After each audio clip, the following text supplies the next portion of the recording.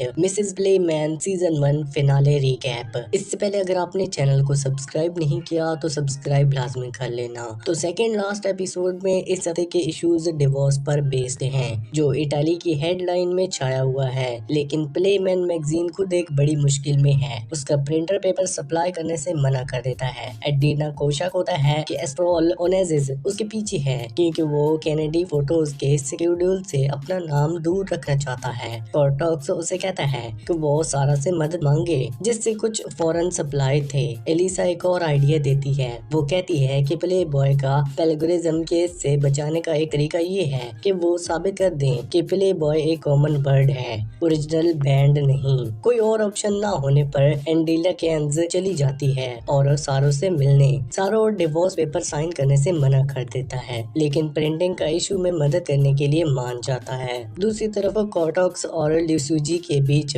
थोड़ा टेंशन हो जाता है। लॉन्च के दौरान कॉर्टॉक्स अपने एक पुराने दोस्त से मिलता है और ल्यूसूजी को सिर्फ कोली कहकर इंट्रोड्यूस करता है। ल्यूसूजी बाद में कहता है कि वो हमेशा चुप रहकर मिलते हैं, कभी पब्लिक में नहीं। वो चाहता है कि कॉर्टॉक्स अपनी रिलेशनशिप खुलेआम एक्सेप्ट करे। सॉरी बॉब एक मीटिंग अरेंज करता है। जिकॉन प्लेमैन को प्ले बॉय के अगेंस्ट एक पॉसिबल पार्टनर के रूप में दिखाता है। एडलिना नेगोशिएशन खुद हैंडल करती है और कहती है कि अगर प्लेमैन गिर गया तो high helper play boy founder जीत जाएगा, जो गोकेन अफोर्ड नहीं कर सकता। एडलिना की बात से इम्प्रेस होके गोकेन उसके लिए कनाडा से नए पेपर सप्लाई का जुगाड़ कर देता है। कुछ दिन बाद कॉर्टो को पुलिस कांटेक्ट से वार्निंग मिलती है कि व्हाइट हाउस कैंडी फोटोज के केसेस पर लीगल एक्शन लेने की तैयारी चल रही है। सारा एडलिना को कहती है कि मैगजीन बेच दो और नई शुरुआत करो। अतः कि वो मेलिन में नए पब्लिकेशन स्टार्ट करने का आइडिया भी देता है, पर एडलिना मना कर देती है। वो अपनी बनाई हुई चीज छोड़ना नहीं चाहती। गोकेन को थोड़ा एडलिन एक मीटिंग अरेंज करती है ओनेसिस के साथ। रेस्टोरेंट में वो ओनेसिस और जैकी कैंडी के पास जाती है, उनसे माफी मांगती है और कहती है कि वो ओनेसिस गेम का हिस्सा बन गई थी, जिसका उसको आइडिया भी नहीं था। वो बताती है कि ओनेस उसकी मैगजीन को बर्बाद करने की कोशिश कर रहा है। बाद में बाथरूम में जैकी और एडलिना फिर से मिलते हैं, इस बार अकेले। जैकी समझ जाती है कि एडलिना ने कभी ओनेस से फोटो डायरेक्टली नहीं लिए थे। उसे एडलिना की हिम्मत देकर असर होता है कि वो बिना सारा के अकेली आए। दोनों के बीच एक इमोशनल मोमेंट होता है।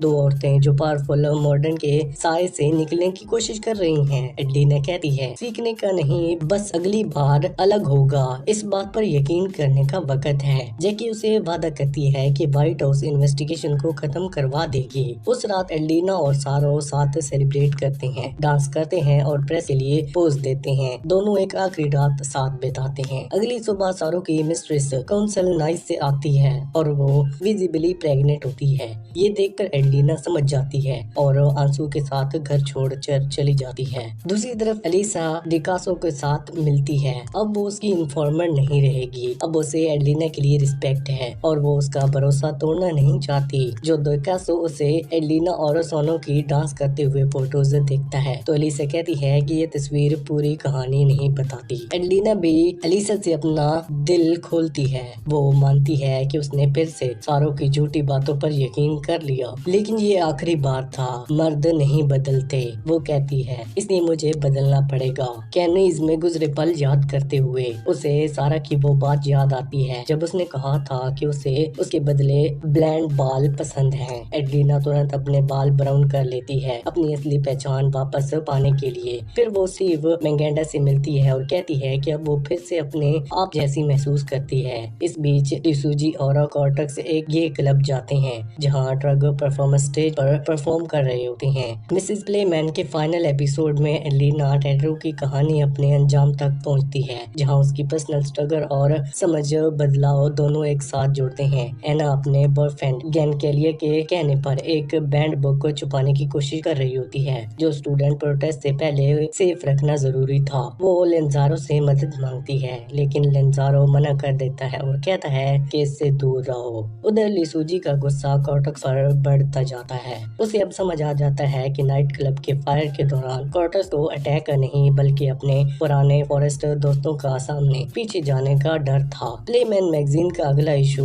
रिवोल्यूशन थीम पर बेस्ड है, जहां फोकस है बर्थ कंट्रोल पर। पार्लियामेंट ने उसका लीगल तो कर दिया है, लेकिन उसकी सेल और प्रोडक्शन अभी भी इलीगल है। इस वजह से मेलेनिया स्विट्जरलैंड जाकर चुपके से पिल खरीदती है। एंडीले के लिए ये पिल एक साइलेंट रेवोल्यूशन है, जहां औरतें अपने चॉइस, अपने शरीर और अपने फ्यूचर पर कंट्रोल ले रही हैं। ये वो चाहती है कि मैगजीन में इस पर हर पर्सपेक्टिव दिखाया जाए, इसलिए वो डॉन रेको को भी एक कॉलम लिखने के लिए इनवाइट करती है। इस दौरान प्ले बॉय अमेरिका में एक लीगल विक्ट्री जीत जाता है। न्यूयॉर्क कोर्ट प्लेमैन को वहाँ अपना नाम यूज करने से मना कर देता है। इटली में केस अभी भी चल रहा है, लेकिन ये डिसीजन उसके खिलाफ प्रेसिडेंट से कर सकता है। एलिसा और स्टीव मेंगेटा अमेरिका के एक रिसर्च सेंटर के आर्चीव में जाकर कुछ पुरानी फाइल्स निकालते हैं। उन्हें एक छुपी हुई कहानी मिलती है कि कभी प्ले बॉय खुद पेलग्रिज्म केस में फंसा था। पता चलता है कि हू हनफर्ड ने अपने शुरू के दिनों में एक और मैगजीन का नाम कॉपी किया था, जिसे बदलने पर उसे ब्लोफो न्यूयॉर्क की एक कार कंपनी का नाम से प्ले बॉय अपनाया। ये डिस्कवरी प्लेमैन के लिए एक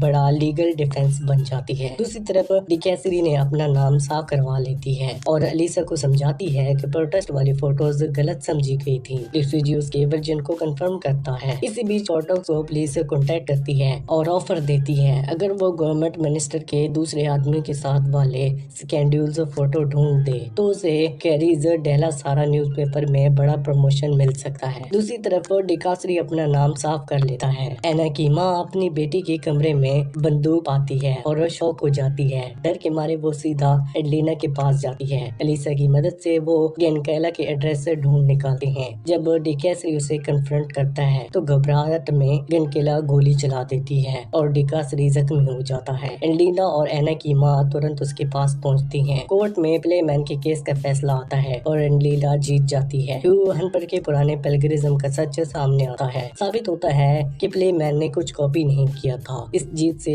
मैगजीन का नाम और लेगेसी दोनों सेफ हो जाते हैं। उधर एना लर्जन से कहती है कि वो गेनकेला के साथ पेरिस भाग जाएगी ताकि पुलिस से बच सके, लेकिन जब गेनकेला उसके घर आती है तो लेंजारो से उसे गुस्से में मारता है और भाग देता है। एना और लेंजारो का रिश्ता यहाँ खत्म हो जाता है और एना टूट जाती है। कोर्टक्स अपने पुलिस कॉन्टैक्ट को बेट्रे करता है। वो खुद ल्यूसी का प्लान बता देता है। इस बीच डॉन रेको एलिना को कहता है कि वो बर्थ कंट्रोल पिल पर अपना खुद का आर्टिकल लिखे, अपनी तकलीफ कुछ मीनिंगफुल में बदल दे। इसी बीच प्लेमैन की सेक्रेटरी लीला एक बड़े राज खोलती है कि वो सारो ने सिक्योरिटी कंसोल से मैक्सिकन एम्बेसी में शादी कर ली थी, जिससे वो अपनी एक्सट्रैक्शन से बेच सके। इसका मतलब ये होता है कि उसने अपने 2 शादियां की हैं। ये सबूत मिलते ही एडलिना उसे मजबूर करती है कि वो मैगजीन उसे बेच दे। आखिरी सीन में एडलिना प्लेमैन ऑफिस चली जाती है। अब मैगजीन्स पूरी तरह उसकी हैं, जो मैगजीन्स कभी उसके हस्बैंड ने अपनी पावर दिखाने के लिए बनाई थी, अब वो उसकी फ्रीडम की सिंबल बन गई हैं। अलीसा उसके पास खड़ी होती है। एडलिना अपने रिफ्लेक्शन को देखती है और कहती है कि अब वो अपनी आंखों से नजर नहीं चुराती। अब उसे पता है कि वो कौन है और क्या बनना चाहती है, एक आजाद औरत। मिसेस प्लेमैन का एंडिंग ये दिखाता है कि असली आजादी तब शुरू होती है जब एक औरत अपनी बेइज्जती और दर्द से ऊपर उठकर अपनी आवाज बन जाती है। एडलिना की जीत मर्दों के खिलाफ नहीं